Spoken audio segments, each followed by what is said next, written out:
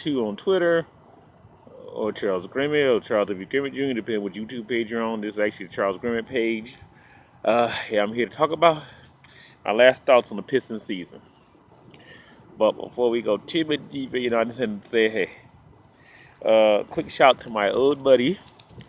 If you happen to hear this, Andre or Derek Kitchen, we went to the game yesterday together. First basketball game we went to. He's probably so geeked up. He's probably more geeked than I am, and I'm the bigger fan. But that was a beautiful time hand with the brother. It was interesting. We were playing, and I don't know, we were watching the game or analyzing the game or whatever's going on, but we enjoyed it, had fun. And by the way, peanuts a lot, but those peanuts at the game was actually pretty doggone good. Well, enough that said, let's get to the point of this video. I'm going to talk about the Pistons, the end of their season, and what is next. I had some thoughts. Number one, well, just in case you wondered, yes, I was there. See this? That's right, actual ticket. And you see the price? I didn't pay that much for it either. Well, we're in the particular freezing broker fees, trust me. And it's not a bad seat in the house. I was up at deck, but I could see pretty doggone good. Number two, I am flat out proud the boys that made the playoffs. They did well. I did expect them to beat Cleveland, though. I can say I'm slightly disappointed, though. But it doesn't help. You can't get nothing from referees. Reggie Jackson has a point. I'm certain he might be out the pocket $25,000, but hey, I like him, though. Anybody come out and say they got to say, well, I don't find the referees. I wonder what you're going to do, Mr. Adam Silver. Well, while on that thought, a couple of things, I guess, the final thoughts on my Pistons playoffs. Number one, yeah, they got swept. But honestly, God, Drew, they could have won 3 of those 4 games. So the girls could have gone either way. Okay, Cleveland, the more veteran team, they made the plays down the stretch. And yeah, we had no answer for love. We, big 3 versus 10. I guess 3 men can't beat a team, or at least in the short run. Trust me, that's not going to be forever, and not too long from now. Number 2, go back again. Reggie Jackson actually become a real point guard. He actually passed the ball. He wasn't taking crazy shots. Except for that last shot, I know a lot of people want to be critical. Well, he should have hit the 2, made it 2 before.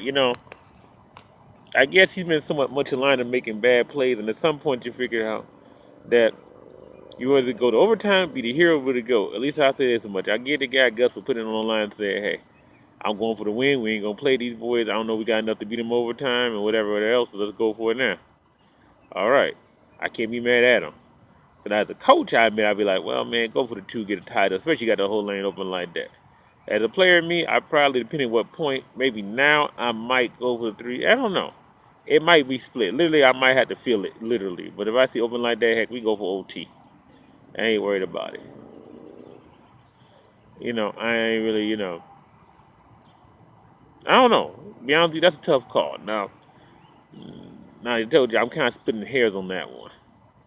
I'm not even trying to criticize the guy at all, actually, for one. I've heard it all year round from everybody I know that watches basketball, observes it, and watches every game. I get phone calls, people at the gym I talk to, especially one particular guy that he can't stand. I haven't seen him today yet. Probably won't see him until tomorrow, or maybe Wednesday. I'm certain he's going to have something to say to me about Reggie Jackson. Well, so be it. I'll say this much, though. They did good.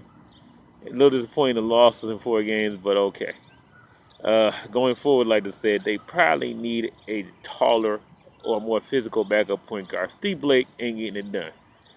I mean, Dellavedova came on and scored 8 points on him before we even blinked. What the heck? He done. It's over and done, like Warwick said.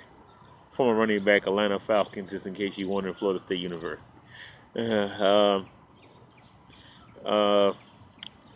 I guess maybe another thing we could probably do is we got to get ourselves a pure power forward. The problem is we didn't have one. We could have probably had one with well, at least an old school type with Greg Monroe.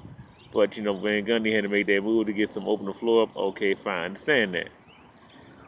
And we got a lot of tuned forwards, so we got actually 3 guys who can play small, 2 guys to play small forward, and we got Stanley Johnson playing all 3 at times. I noticed, which is okay. Flexibility is great in your lineup. But we need to defend him power forward. I know with him, it's got to be some big man out there that can handle the ball a little bit and can shoot. You're going to have both of them because Van Gundy's not going to play 2 big guys at the same time and clog up the lane. That's not how he does it. I figured that out too. that Van Gundy. At some point, maybe you've been another year coaching the team, then hand over to somebody else. You're actually a pretty good GM. Some of you a little less desire to be a coach. I ain't saying you're the worst coach ever we had by no stretch, man. You're not, but I think you're a better GM than coach. So your first GM move is Steve Blake got to go. And please hope, and I'm hoping behind hope that uh the old boy from Michigan State there in the draft, I think he'd be a perfect fit for us. Denzel Valentine. Even though it'd be closer to May Day when we get that pick done. Well, the Cinco de Mayo version. Well, actually, when we get that pick done, it'll be closer to the 4th of July versus Valentine's Day. But it's definitely Valentine's Day in Detroit if we can get him in the draft. He can play both guard positions. They say small forward. I don't think he'll be a 3-man in the NBA. He's a little on the too small side. But he has the ball handling the skills to play point and shooting guard both. And he'd definitely be a help and definitely a fit. And shoot. Who knows? But you can use some 3-guard lineup. Maybe him, Pope, and Jackson. Plus, he can let Jackson go out and shoot, not to worry about him bringing the ball up and making bad decisions. At times he does. But they actually did pretty good in this series. I have to say, the most part, he made bad turn over here late in the game. Next thing we're going to address Andre Drummond. And some of you are going to be mad at me saying this. Some of you Pistons fans are going to be like, what is wrong with this guy? Well, I'm going to say it right here, right now. Stay home for the Olympics, working on free throw shooting. I mean, literally make that like your whole thing. That's your gold medal. Get your free throw shooting up to 75%. Just in case you're wondering how abysmal his free throw shooting is, I haven't even practiced free throws in several months. I made 3 out of 5 shooting underhanded. I planted around the court on Saturday. Anybody want to top that one? 3 out of 5 underhanded. And a cool court where I'm at right now makes you the part with no basketball, but I'd actually grab a ball and actually show you how easy this is. So I'm just like, come on, let's get the 35% free unacceptable. I guess the next adjustment we could do probably is, well, Baines is already for backup center. Nobody likes Tolliver. I actually like Tolliver. May tell him to go to the basket a little bit more next year. If anything, I hope Jody Meeks is healthy enough just in case we can't draft Valentine. We can use him back instead of playing backup point guard instead of Steve Blake. And like I said, that was unacceptable against Devil Dover. Next thing to work on.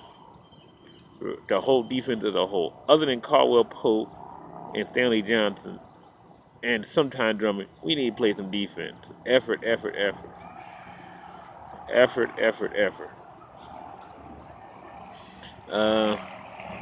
guess basically that's it. I mean, we got the team, we got the nucleus, we got it being built here.